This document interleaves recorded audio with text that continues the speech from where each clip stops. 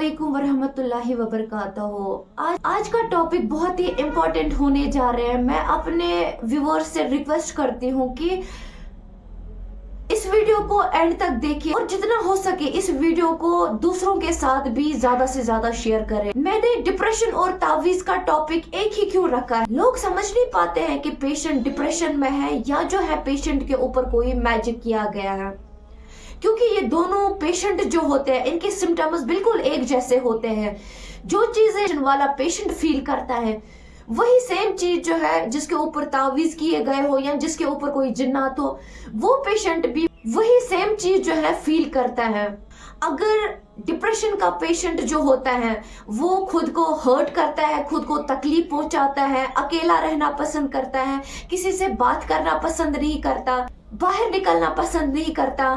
एकदम से कोई इंसान अच्छा पढ़ रहा हो और सडन जो है उसकी याददाश्त खत्म हो जाती है और वो बिल्कुल भी कुछ भी नहीं पढ़ पा रहा, एकदम से जो है कोई इंसान जो है वो किसी ओहदे पे होता है और एकदम से उसकी जो है सेहत खत्म हो जाती है, वो बीमार होना शुरू हो जाता है।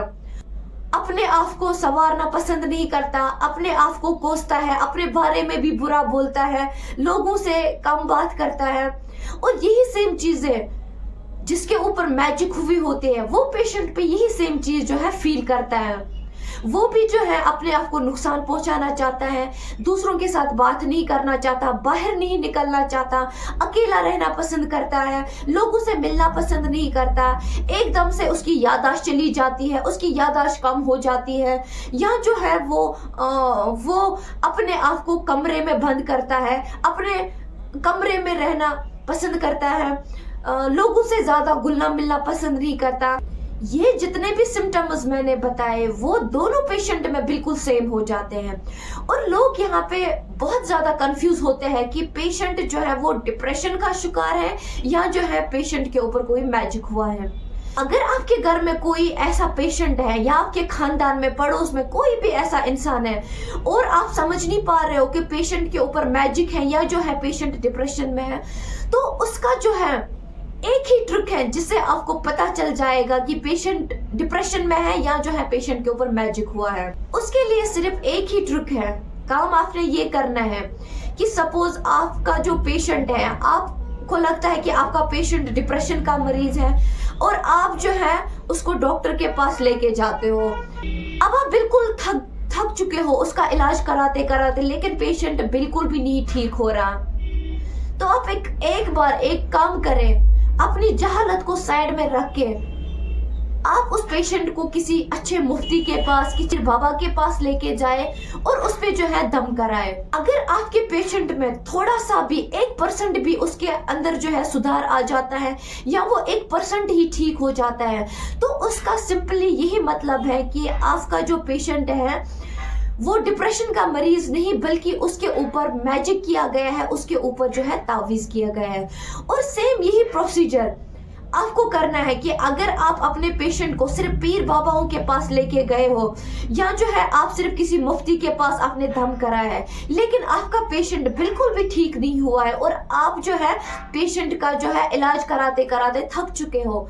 तो आप उस पेशेंट को एक बार डॉक्टर के पास लेके जाए। अगर डॉक्टर के पास ले जाने के बाद आपका पेशेंट थोड़ा सा भी ठीक हो जाता है तो उसका सिंपली यही मतलब है कि आपके पेशेंट को कोई मैजिक नहीं है बल्कि आपका पेशेंट जो है वो डिप्रेशन का शिकार हो गया है। बहुत सारे लोग ऐसा भी कहते हैं, पढ़े लिखे जाहिल भी होते हैं, मैं तो कहती हूँ उनको पढ़े लिखे जाहिल, कि तावीज नहीं होते, मैजिक नहीं होता, ये नहीं होता, वो नहीं होता।